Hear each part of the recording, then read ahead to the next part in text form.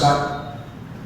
આગળ ત્રીજા લેક્ચરની અંદર આપણે જીએમ વનસ્પતિના ઉપયોગો કયા કયા ક્ષેત્રમાં થાય છે અને એનાથી થતા જે ફાયદાઓ છે તેની આપણે ચર્ચા કરેલી હતી. ત્યાર પછીનો જે ટોપિક છે એના પછીનો પેરેગ્રાફ. તો કૃષિમાં બાયોટેકનોલોજીના કેટલાક અન્ય પ્રયોજનોની આપણે વાત કરવાની છે. એમાં ખાસ જે આપણે હવે સમજવાનું છે જીવાત પ્રતિકારક વનસ્પતિ. જીવાત પ્રતિકારક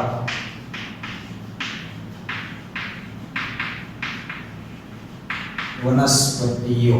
એટલે જે આપણે આગળ 5 મુદ્દાઓની ચર્ચા કરેલી હતી એમાંનો જે બીજો મુદ્દો છે એ કયો હતો?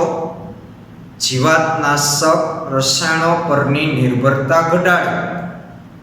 એટલે કે જંતુ પ્રતિરોધક પાક.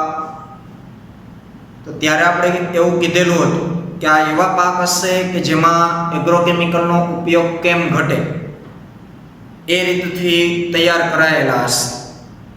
તો એની આપણે ઉદાહરણ સાથે આગળ ચર્ચા કરવાની છે. તો આ જીવાત પ્રતિકારક વનસ્પતિઓ કે જે જંતુનાશકોના ઉપયોગના પ્રમાણ ઘટાડશે, આ એ હેતુથી બનાવેલી છે વનસ્પતિઓ કે જે જંતુનાશક રસાયણોના ઉપયોગને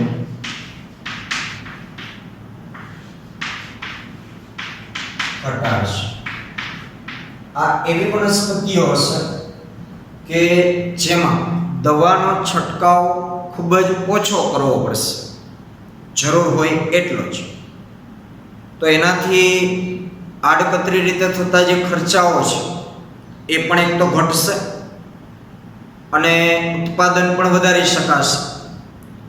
તો હવે જ્યારે જીવાત પ્રતિકારક વનસ્પતિઓ બનાવવાની વાત આવે તો એનું એક બેસ્ટ એક્ઝામ્પલ છે BT20. આ BT20 એક બેક્ટેરિયામાંથી તૈયાર કરાયેલું છે.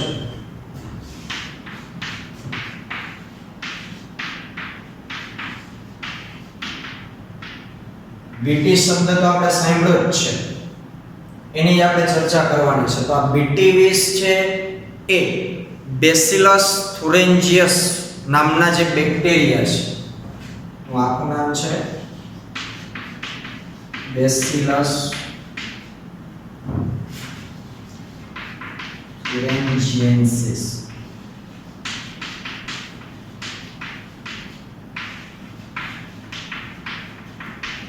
બેક્ટેરિયામાંથી પ્રાપ્ત થતું વિષ છે. આ વિષનું નામ BT એવું શા માટે આપ્યું છે? તો એ બેસિલસ થુરેન્જીએન્સિસ, B એટલે બેસિલસ નો B, થુરેન્જીયસ નો T એટલે ટૂંકું નામ BT. તો આ જે બેક્ટેરિયા છે બેસિલસ થુરેન્જીએન્સિસ નામ, આ બેક્ટેરિયાની અંદર કુદરતી રીતે એક પ્રકારનું એવું વિષ, ઝેર સર્જાય છે. એટલે કે એવું એક રસાયણ કે જેનાથી જંતુઓનો નાશ થઈ શકે છે. આપણા જે ટાર્ગેટ કીટકો હશે, જંતુઓ હશે, એનો આપણે નાશ કરી શકીએ છીએ. તો આ BT20ના ઉપયોગથી કે જે બેસિલસ થુરેન્જીએન્સિસ માંથી પ્રાપ્ત થાય છે, તો આ એક સિદ્ધાંતને ધ્યાનમાં રાખી અને આપણે એવી વનસ્પતિઓ બનાવશું કે જેની અંદર પણ આ વિષ સર્જે. તો એના માટે તમે કદાચ સમજી ગયા હશો કે આ બેસિલસ થુરેન્જીએન્સિસની અંદર જે જનીન આ BT20 ઉત્પન્ન કરવા માટે જવાબદાર છે એ જ જનીન આપણે વનસ્પતિઓની અંદર દાખલ કરાવવું પડશે. તો હવે વનસ્પતિઓની અંદર એ BT20 ઉત્પન્ન કરતા જનીન દાખલ કરાવવા માટે જે કંઈ પદ્ધતિ છે તો એ પ્રયોગશાળાની અંદર આ બીટી વિષકારક જનીનની બેક્ટેરિયામાં છે પ્રતિકૃતિઓ એટલે કે એની નકલો તૈયાર કરીને તેને વનસ્પતિઓમાં પ્રદર્શિત કરવામાં આવતી હોય છે. આ એક ટૂંકી વાત કરી. 11મા ચેપ્ટરમાં કઈ રીતે આ બધું થાય, એક સજીવમાંથી બીજા સજીવની અંદર જનીનો કઈ રીતે ટ્રાન્સફર કરવાના હોય એ આખો 11મા ચેપ્ટરમાં માહિતી છે, જે આપણે ભણશું ત્યારે આઈડિયા આવશે. તો પ્રયોગશાળાની અંદર આ જીવાત પ્રતિકારક વનસ્પતિઓ બનાવવા માટે સૌપ્રથમ તો આપણી પાસે બીટી વિષ ઉત્પન્ન કરતા જનીનોનો જથ્થો હોવો જોઈએ. તો આ જનીનો આપણે એ બેક્ટેરિયાઓની અંદર વધુમાં વધુ સંખ્યામાં બને એવા પ્રયત્નો કરવાના હોય છે, એટલે કે એનું સંવર્ધન કરવાનું હોય છે.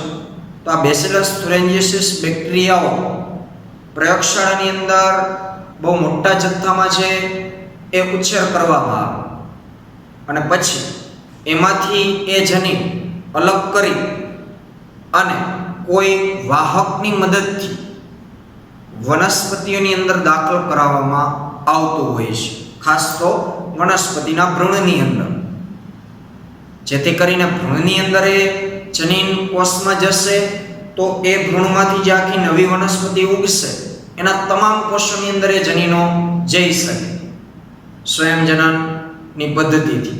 કારણ કે એક કોષનું વિભાજન થઈને બે કોષ બનશે તો એ બંને કોષની અંદર ઓલા જનીનના ટુકડાઓ પણ આવ્યા હશે, એની નકલો પણ આવી હશે, વળી 2 માં 4 બનશે. તેમ કરતા કરતા આખી વનસ્પતિ જ્યારે સર્જાય તો એના દરેક કોષની અંદર એ જનીનની હાજરી હોય છે, જેથી આવી વનસ્પતિઓમાં છે એ પ્રતિકાર માટે જંતુનાશકોની જરૂરિયાત રહેતી નથી. કારણ કે ઓલરેડી એની અંદર એવા જનીન છે કે જંતુનાશક ઉત્પન્ન કરે છે, એવા વિષ ઉત્પન્ન કરે છે. તો પછી એને ખાવાવાળું કોઈ પણ સજીવ હશે એના પેટની અંદર એ વિષ જવાનું જ છે, તો પછી એ મરી જ જશે. એને બહારથી આપણે કોઈ દવા છાંટીને મારવાની જરૂર રહેતી નથી. તો આવી જે વનસ્પતિઓ છે જીવાત પ્રતિકારક વનસ્પતિ, એવી વનસ્પતિઓમાં દવાનો છંટકાવ કરવાની જરૂર રહેતી નથી વધારે પડતો. કારણ કે આમે પાછી બધી વનસ્પતિઓમાં બધા પ્રકારના જીવાત પ્રતિકારક આપણે પ્રયોગો નહીં કરી શકતા, અને અમુક ટાર્ગેટ લક્ષ્ય જે કીટકો હશે એને મારવા માટે જે સક્ષમ હશે, પણ એટલું તો ઓછું થાય. ટૂંકમાં એટલો રસાયણોનો તો આપણે ઉપયોગ ઓછો કરીએ. આવી રીતે બાયોપેસ્ટિસાઇડનું નિર્માણ થાય, એટલે કે આ જે બીટી વિષ આપણે બનાવીએ વનસ્પતિની અંદર જનીનોની મદદથી, તો એ એક પ્રકારનું બીટી વિષ છે. શું થયું? બાયોપેસ્ટિસાઇડ.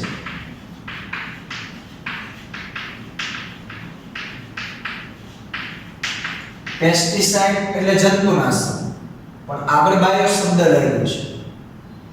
એ બાયો શું કામ લાગ્યું છે?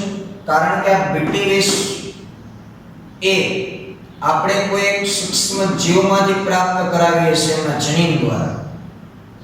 એટલે અહીંયા સજીવ સંકળાયેલો છે. આ બેસિલસ thuringiensis માંથી આ બીટી વિષ ઉત્પન્ન થાય છે, એટલે કે એમના જનીનોનો આપણે ઉપયોગ કરવાનો છે. તો એ શું થયું? બાયોપેસ્ટિસાઇડ.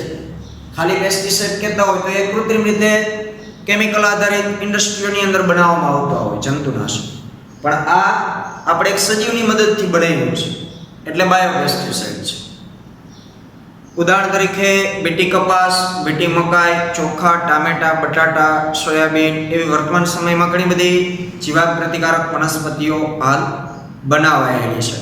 આપણે બીટી કપાસના ઉદાહરણથી આગળ વધીએ.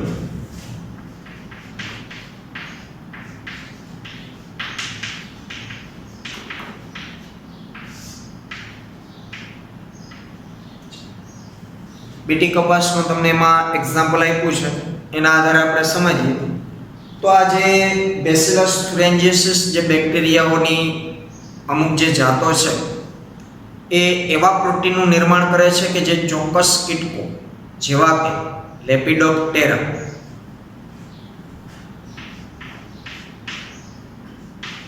બીટીની કેટલીક જાતો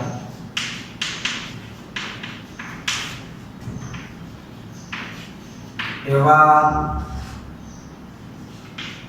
પ્રોટીન નિર્માણ કરે છે કે જે કીટકોની અમુક જાતો જેવી કે લેપિડોપ્ટેરા,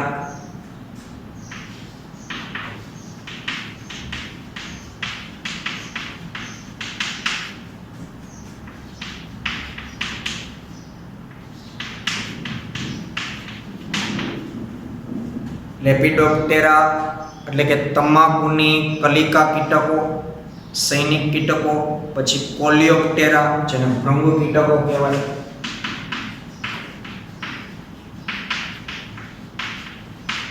આ જે લેપિડોપ્ટેરા, કોલિયોપ્ટેરા જે છે એ બધા એક પ્રજાતિઓના વર્ગના નામ છે. એની અંદર પાછા ઘણા બધા અલગ અલગ સજીવો આવતા હોય. એ સિવાય ડિપ્ટેરન વર્ગની અંદર માખીઓ, મચ્છર આ બધાનો સમાવેશ થતો. તો આ પ્રોટીન છે આવા કીટકોનો નાશ કરે છે.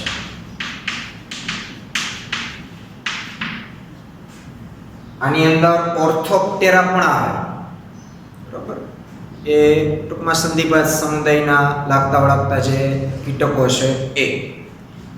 તો લેપિડોપ્ટેરા, કોલિયોપ્ટેરા, ડિપ્ટેરન, ઓર્થોપ્ટેરા આવા બધા જે કીટકોની જાતો છે એનો નાશ આ બેસિલસ થુરેન્જીએન્સિસ દ્વારા ઉત્પન્ન થતું જે વિષ છે કે જે પ્રોટીન છે એનાથી આમનો નાશ થઈ જતો હોય છે. એટલે અહીં જે નામ આપ્યા છે એના પૂરતું આ સીમિત છે બીટી વિષ. આના સિવાયના અન્ય કોઈ સજીવોનો નાશ છે એ બીટી વિષ દ્વારા થતો નથી. બેસિલસ થુરેન્જીએન્સિસ પોતાની વૃદ્ધિની એક ચોક્કસ અવસ્થા દરમિયાન કેટલાક પ્રોટીન સ્ફટિકોનું નિર્માણ કરે છે. આપણે એક ચાર્ટ દ્વારા એને સમજશું. તો બેસિલસ થુરેન્જીએન્સિસ એક બેક્ટેરિયા છે, એટલે અતિશય સૂક્ષ્મ જીવ છે. તેનો વૃદ્ધિનો ચોક્કસ ગાળો હશે. બેક્ટેરિયા એકમાંથી બે બનશે. તો એ બેક્ટેરિયાનો જન્મ થશે, પછી બેક્ટેરિયા ધીમે ધીમે વૃદ્ધિ પામશે.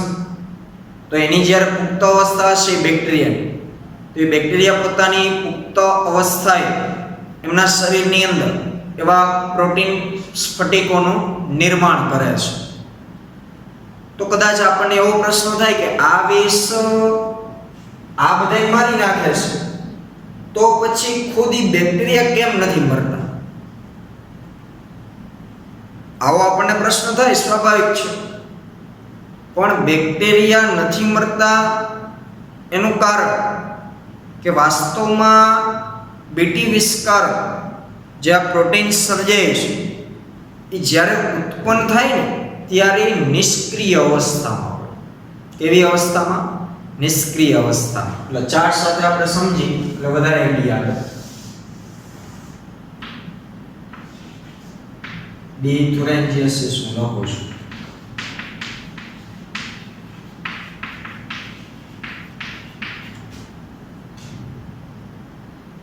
ની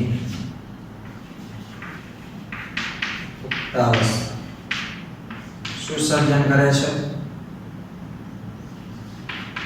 પ્રોટીન સ્ફટિકોનું નિર્માણ કરે. હવે એ પ્રોટીન સ્ફટિકો એટલે વિષ ઝેર છે. હવે મેં કીધું એમ કે બેસિલસ થુરેન્જીએન્સિસ ની અંદર આ વિષ હોય તો આ કેમ નથી મરતા? કારણ કે આ જે પ્રોટીન સ્ફટિકો જે વિષ સર્જાણું હોય કેવી અવસ્થામાં હોય? નિષ્ક્રિય અવસ્થામાં. તો એ સક્રિય ક્યારે થાય? કે જ્યારે એ કોઈ દ્રાવ્ય સ્વરૂપની અંદર આલ્કલાઇન માધ્યમમાં જ્યારે એ જશે ત્યારે એ સક્રિય થતું હોય છે. તો આમાં કઈ રીતે આખી સિસ્ટમ કામ કરશે? તો ટૂંકમાં આપણે વાત કરી દઈએ કે આ પ્રોટીન સ્ફટિક છે એ શરૂઆતમાં નિષ્ક્રિય પ્રોટોક્સિન સ્વરૂપે હોય. ટોક્સિન એટલે ઝેર, પણ એનું પહેલાનું સ્વરૂપ પ્રોટોક્સિન, પણ કેવી અવસ્થાનું? નિષ્ક્રિય. હવે આ નિષ્ક્રિય પ્રોટોક્સિન આજે આપણે વાત કરીએ છીએ બેક્ટેરિયાના શરીરની અંદર વાત કરીએ છીએ, પણ હવે હું જે કહું છું એ વનસ્પતિના સંદર્ભમાં આપણે જાણીએ કે આ બેસિલસ thuringiensis નું જનીન આપણે કોઈ વનસ્પતિની અંદર નાખી દીધું, એના ભ્રૂણની અંદર વનસ્પતિ ઉગી ગઈ, એટલે વનસ્પતિના તમામ કોષની અંદર એ જનીન હશે. હવે એ જનીન હાજર છે, પ્રભાવી છે, એટલે વનસ્પતિના કોષોની અંદર નિષ્ક્રિય પ્રોટોક્સિન ઉત્પન્ન કરશે. હવે અહીંયાથી ટૂંકમાં નવો ચાર્ટ આપણે બનાવવાનો છે કે જીએમ વનસ્પતિ, ચાલો અથવા તો આપણે આ બીટી કપાસ લખો, બીટી કપાસ. તો બીટી કપાસ એટલે બેસિલસ thuringiensis નું જનીન ધરાવતો કપાસ. તો એ કપાસની અંદર એ જનીન છે એના દરેક કોષો, એટલે હવે એ જનીન શું કરશે? પ્રોટીન સ્ફટિકોનું નિર્માણ એ કપાસના દરેક કોષની અંદર થવાનું છે. પર્ણનો કોષ હોય, પ્રકાંડનો હોય, મૂળનો હોય, કોઈ પણ કોષ, પણ એ કેવી અવસ્થામાં હશે? નિષ્ક્રિય પ્રોટોક્સિન અવસ્થામાં. એટલે નિષ્ક્રિય પ્રોટોક્સિન નું નિર્માણ કોની અંદર થયું? આ કપાસની. હવે કોઈ કીટક કપાસના પર્ણને ખાય છે, એટલે હું અહીંયા લખું છું કીટક દ્વારા કપાસના પર્ણને ખાવું, એટલે કે કીટક કપાસનું પર્ણ ખાય છે.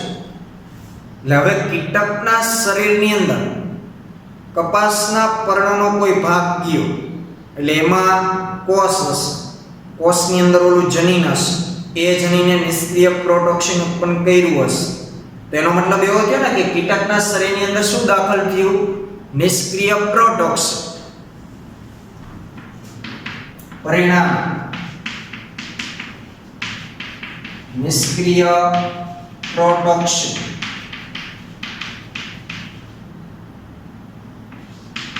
કીટકના પાચન માર્ગ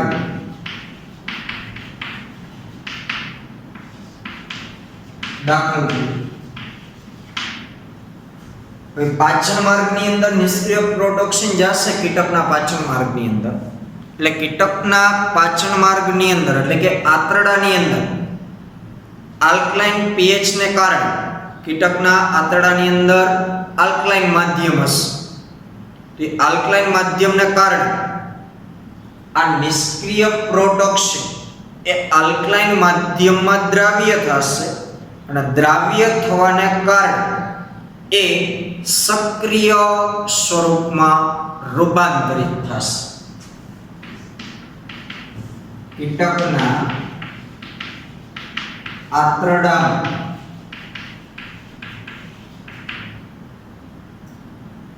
આલ્કલાઇન